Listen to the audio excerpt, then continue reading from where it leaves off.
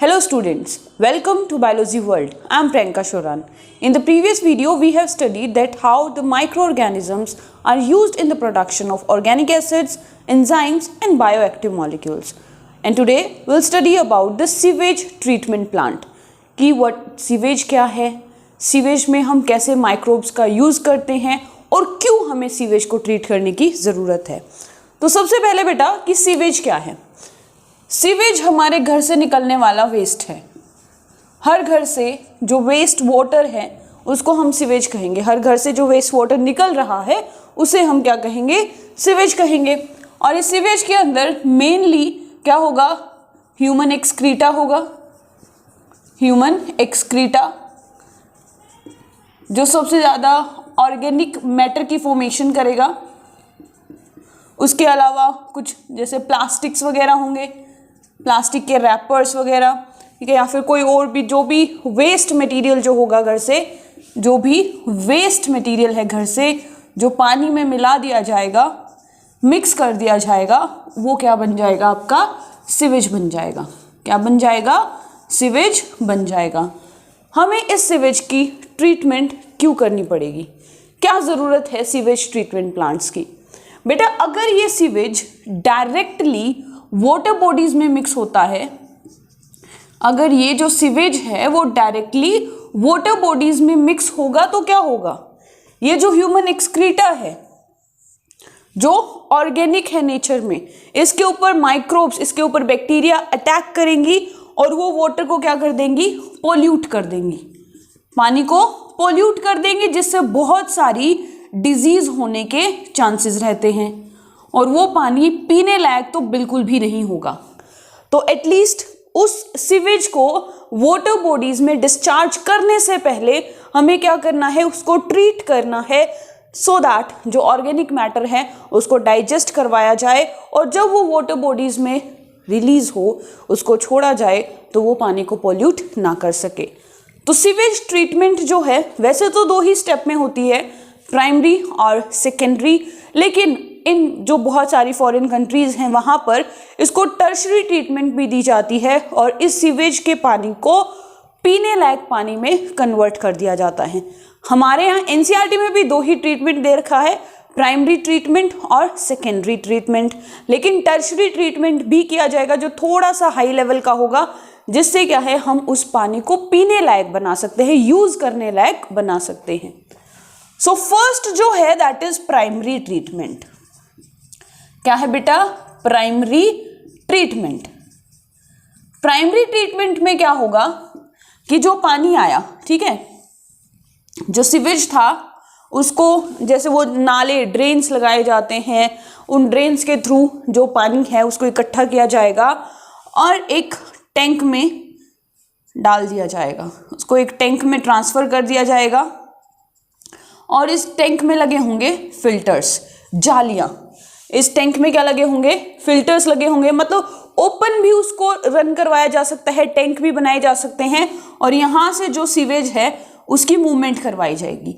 यहाँ पे क्या होगा, आपकी जालियाँ लगाई होंगी जिनका साइज अलग अलग होगा कि जो बड़े बड़े सब्सटेंस है, जो बड़े जैसे कागज हो गया, ठीक है, या फिर और जो बेबी के डायपर्स वगैरह हो गए और बड़े प्लास्टिक्स हो गए, बॉटल्स हो गई, वो इन जालियों में यहीं पर उनको रोक दिया जाएगा और साथ साथ में इनको यहाँ से हटा लिया जाएगा ताकि ये जो हमारी जालियाँ हैं ये क्लॉग ना हो, चोक ना हो। तो इसको कहते हैं हम लोग फिल्ट्रेशन।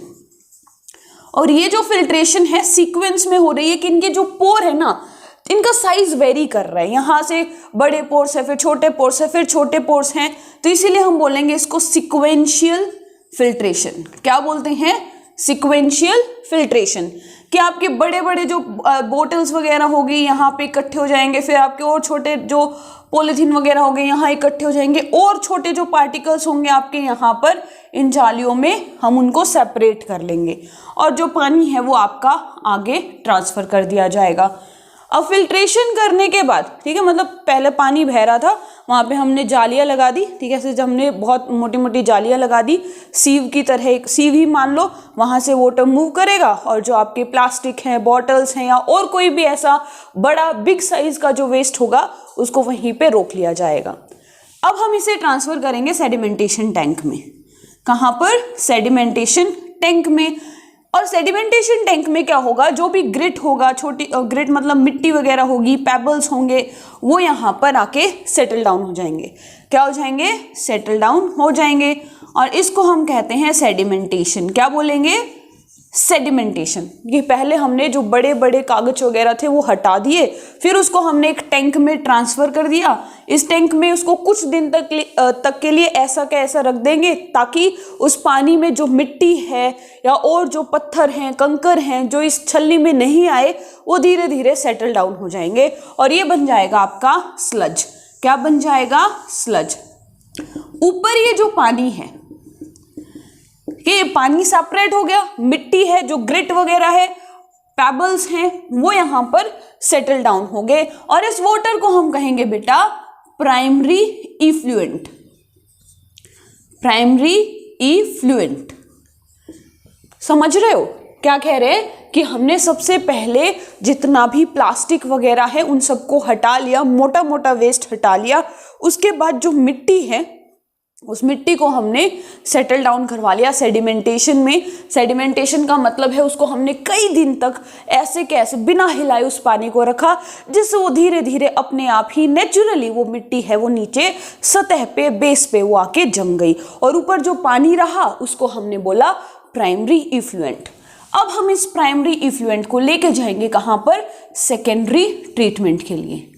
कहाँ लेके जाएंगे? सेकेंडरी ट्रीटमेंट के लिए। और सेकेंडरी ट्रीटमेंट में माइक्रो ऑर्गेनिजम्स का यूज होता है, इसीलिए हम इसे बोलते हैं बायोलॉजिकल ट्रीटमेंट। इसको क्या बोला जाता है? बायोलॉजिकल ट्रीटमेंट भी कहा जाता है। क्यों? क्योंकि इसमें माइक्रोब्स यूज होंगे। अब सेकेंडरी ट्रीटमेंट में 3 टैंक यूज होते हैं, ठीक है? 3 तरह के टैंक यूज होंगे, जिसमें पहला होगा एरिएशन टैंक, फर्स्ट होगा एरिएशन टैंक, दूसरा होगा सेटलिंग टैंक, और जो थर्ड होगा वो होगा आपका एनएरोबिक डाइजेस्टर। क्या होगा? Anaerobic digester. तो 3 तरह के टैंक आपको नजर आएंगे। कौन से? एरिएशन टैंक, फिर आपका सेटलिंग टैंक और एनएरोबिक डाइजेस्टर। तो किसको ट्रांसफर करेंगे हम लोग? प्राइमरी इफ्लुएंट को। कहां पर? सेकेंडरी ट्रीटमेंट के लिए। तो फर्स्ट जो है एरिएशन टैंक, भाई अब ये जो पानी है हम इसको ट्रांसफर कर रहे हैं और हमने कहाँ ट्रांसफर कर दिया? एरिएशन टैंक में। एरिएशन टैंक में क्या होगा? ऐसे इसमें घुमाने के लिए, एजिटेट करने के लिए रोटेटर्स होंगे, ये रोटेट करते जाएंगे और एक एयर एरोबिक कंडीशंस यहाँ पे प्रोवाइड की जाएंगी। पानी में पानी को रोटेट करवाया जाएगा, जब रोटेट करवाएंगे तो यहाँ पर एरोबिक कंडीशंस प्रोवाइड की जाएंगी और इन एरोबिक कंडीशंस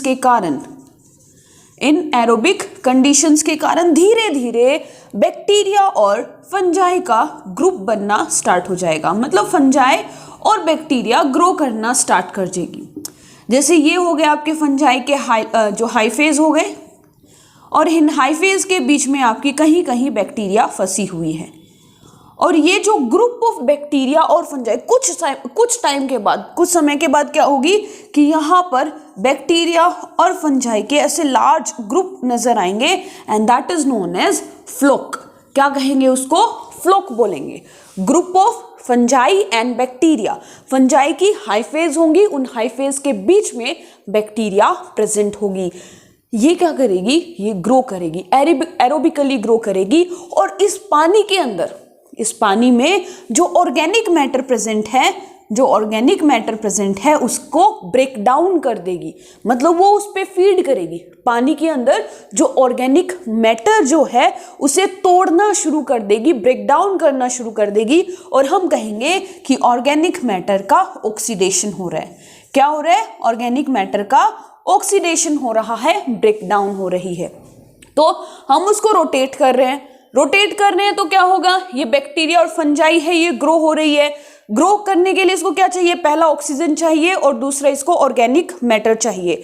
तो यहाँ पर जितना अमाउंट ऑफ ऑक्सीजन प्रेजेंट है इस पानी में उसे हम कहेंगे डिसॉल्व्ड ऑक्सीजन, DO। क्या कहेंगे? Dissolved oxygen. That is DO। तो ये बैक्टीरिया और फंजाई मतलब ये जो फ्लोक जो है इस डिसॉल्व्ड ऑक्सीजन को कंज्यूम करेगा और इस ऑर्गेनिक मैटर को तोड़ता चला जाएगा। इस डिसॉल्व्ड ऑक्सीजन को कंज्यूम करेगा और इस ऑर्गेनिक मैटर की ऑक्सीडेशन करेगा, इसको ब्रेक डाउन करना शुरू करेगा। तो अब जो अमाउंट इस ऑर्गेनिक मतलब जितना अमाउंट ऑक्सीजन का इस ऑर्गेनिक मैटर की ऑक्सीडेशन में चाहिए उसे हम कहते हैं BOD। बायोलॉजिकल या बायोकेमिकल भी हम यहाँ पे लिख सकते हैं, बायोलॉजिकल भी लिख सकते हैं, ठीक है, बायोलॉजिकल या बायोकेमिकल, इसमें दोनों टर्म आप लिख सकते हो। Oxygen demand, oxygen demand that is BOD।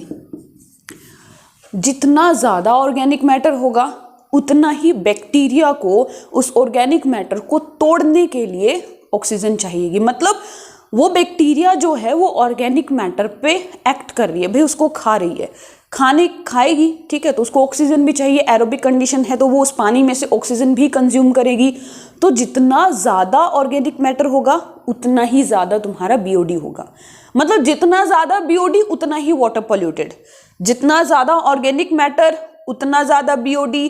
मतलब ऑर्गेनिक मैटर है इसका मतलब पानी क्या है, पोल्यूटेड है, पोल्यूटेड है तभी तो उसमें ऑर्गेनिक मैटर है। और उस ऑर्गेनिक मैटर को तोड़ने के लिए बैक्टीरिया और फंजाई मतलब जो फ्लोक है वो डिसॉल्व्ड ऑक्सीजन को कंज्यूम कर रही है, और जितनी ऑक्सीजन वो कंज्यूम कर रही है हमने उसको बोल दिया BOD, बायोकेमिकल या बायोलॉजिकल ऑक्सीजन डिमांड। तो धीरे धीरे, ठीक है, धीरे धीरे क्या होगा, यहाँ पर जो डिसॉल्व्ड ऑक्सीजन है वो कम होनी शुरू हो जाएगी।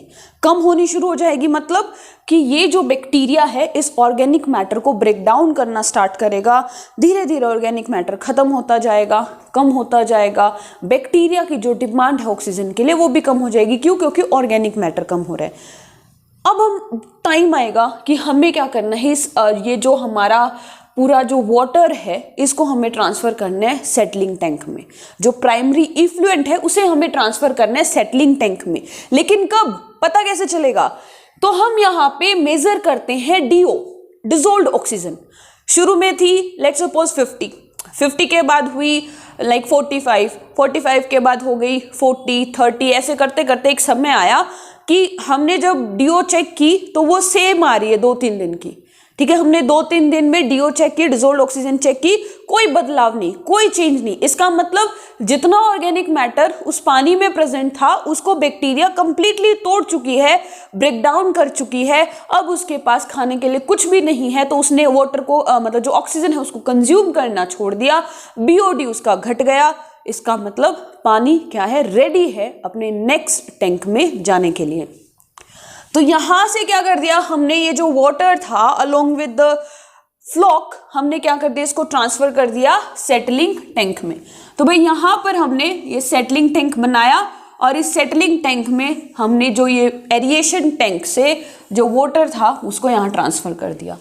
ट्रांसफर हो जाएगा तो क्या होगा, जो बैक्टीरिया है, फ्लॉक है, वो इधर जमा होना शुरू हो जाएगा। वही सेडिमेंटेशन हो रही है धीरे धीरे आराम आराम से। जो फ्लॉक्स जो बने थे, floc that is group of a massive group of bacteria and fungi, वो यहाँ पे सेटल डाउन होना शुरू हो जाएगा।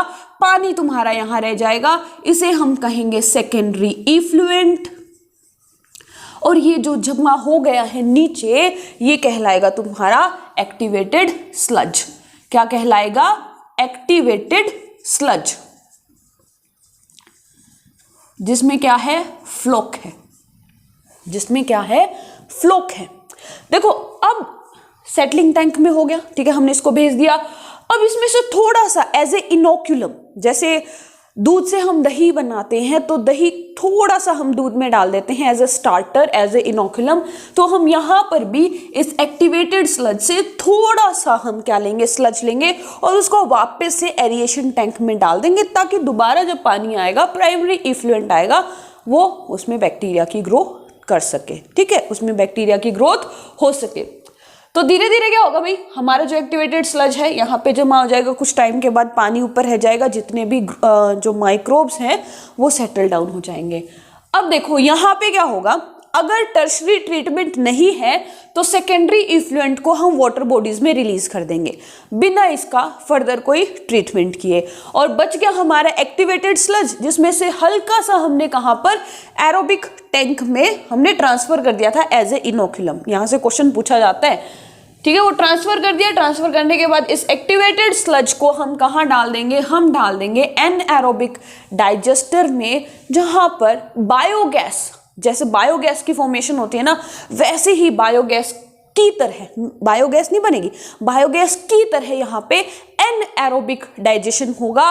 और जो आपका मीथेन, ठीक है, आपका H2S। अच्छा, एक और चीज याद रखना, बायोगैस में H2S नहीं बनता है, ठीक है, बायोगैस में H2S नहीं बनता है, लेकिन यहां पर जो हमारा स्लज है उससे मीथेन बनेगा, उससे अमोनिया बनेगा, उससे H2S की फॉर्मेशन होगी और साथ साथ में हमारा मैन्योर तैयार हो जाएगा। तो गैसेस की फॉर्मेशन होगी और साथ में मैन्योर भी बन जाएगा। ये था सेकेंडरी ट्रीटमेंट। क्या किया हमने, सबसे पहले यहाँ पे हमने जो भी पत्थर वगैरह थे, कागज वगैरह थे, उन सबको, मतलब बड़े बड़ी जो चीजें थी उनको रिमूव किया, फिल्ट्रेशन किया, सिक्वेंशियल फिल्ट्रेशन। फिर हमने सेडिमेंटेशन की और यहाँ पे जो मिट्टी थी उसको हमने सेटल डाउन करवा दिया। फिर जो प्राइमरी इफ्लुएंट था उसको एरिएशन टैंक में ट्रांसफर किया। एरिएशन टैंक में वहां पे एरोबिकली वो क्या है कि फ्लॉक की फॉर्मेशन हुई, हमने बीओडी घटाई, मतलब ऑर्गेनिक मैटर था उसको डाइजेस्ट करवाया। जब बीओडी घट गई तो हमने क्या कर दिया, इसको सेटलिंग टैंक में ट्रांसफर कर दिया। सेकेंडरी इफ्लुएंट को अगर हमने टर्शरी ट्रीटमेंट नहीं करना है तो डायरेक्ट वाटर बॉडीज में ट्रांसफर कर दिया। एक्टिवेटेड स्लज को हमने एनएरोबिक डाइजेस्टर में ट्रांसफर कर दिया। वहां पर हमारा क्या बना, वहां पर हमारा बना मैन्योर और गैसेस।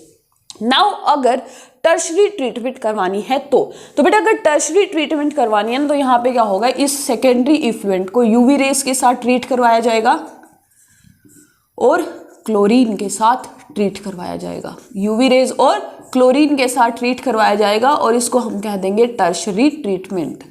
अब कई बार पानी में क्लोरीन आती है, ठीक है, कई बार पानी में क्लोरीन आती है, तो उसको जब थोड़े दिन तक रखेंगे तो वो क्लोरीन है अपने आप हवा में उड़ जाएगी, ठीक है। उससे क्या होगा, जो माइक्रोब्स जो हैं वो आपके मर जाएंगे और पानी जो है पीने लायक हो जाएगा। सो ये था सेकेंडरी ट्रीटमेंट और उसके बाद टर्शरी ट्रीटमेंट। अच्छा, एनसीईआरटी में इसी में गंगा एक्शन प्लान और यमुना एक्शन प्लान के बारे में बता रखा है कि जिन सिटीज़ में बहुत ज़्यादा पोल्यूशन रहता है, जिन सिटीज़ बहुत बड़ी बड़ी सिटीज़ हैं जहाँ का सारा जो वेस्ट है वो गंगा नदी में या यमुना नदी में आता है, वहाँ पर सीवेज ट्रीटमेंट प्लांट ज़्यादा से ज़्यादा होने चाहिए, ताकि जो इफ्लुएंट्स हैं, जो हमारे यहाँ तो सेकेंडरी ट्रीटमेंट तक ही होता है, तो जो सेकेंडरी इफ्लुएंट है उसको हम ट्रीट करवा सके, फिर उसको हम वाटर बॉडीज में ट्रांसफर कर सकें। So this was about sewage treatment plant, जहाँ से एक क्वेश्चन एग्जाम में बन जाता है, क्योंकि माइक्रोब से 3 से 4 क्वेश्चन बनते हैं, तो हम मान लेते हैं कि एक क्वेश्चन है जो आपका STP से भी आता है। So that's it for today, मिलते हैं नेक्स्ट वीडियो में। Thank you.